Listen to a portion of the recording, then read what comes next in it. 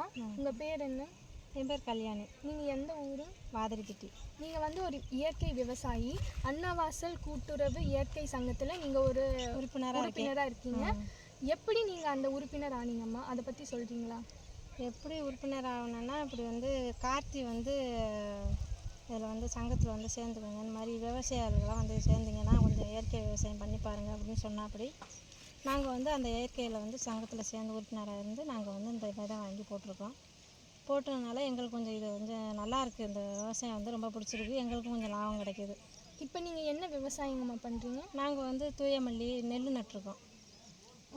நெல் நட்டுருக்கீங்க. அது வந்து மகசூல் எப்படி கிடைக்குதுங்கம்மா?